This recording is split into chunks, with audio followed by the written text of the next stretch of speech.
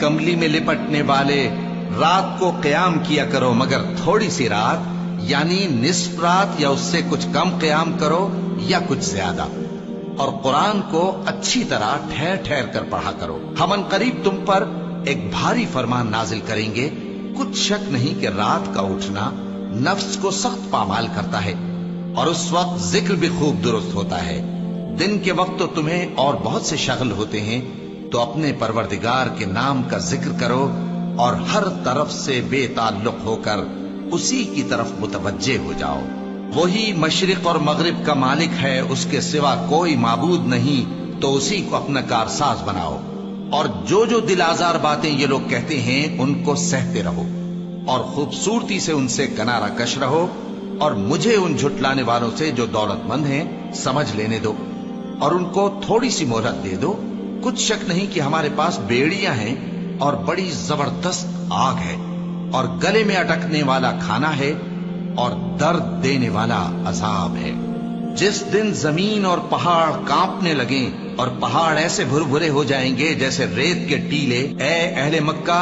جس طرح ہم نے فرعون کے پاس موسیٰ کو پیغمبر بنا کر بھیجا تھا، اسی طرح تمہارے پاس بھی محمد صلی اللہ علیہ وآلہ وسلم ایک رسول بھیجے ہیں جو تمہارے مقابلے میں گواہ ہوں گے۔ سو فرعون نے ہمارے پیغمبر کا کہا نہ مانا تو ہم نے اس کو بڑے دردناک انداز سے پکڑ لیا۔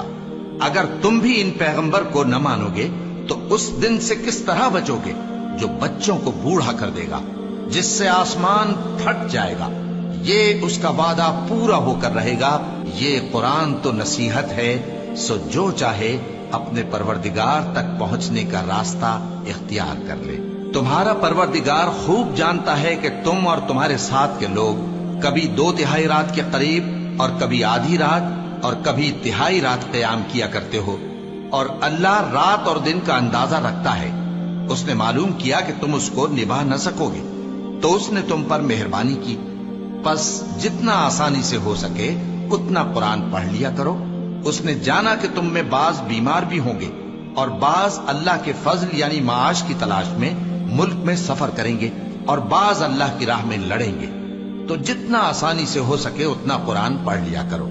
اور نماز قائم کرتے رہو، اور زکوٰۃ ادا کرتے رہو، اور اللہ کو نیک نیتی سے قرض دیتے رہو،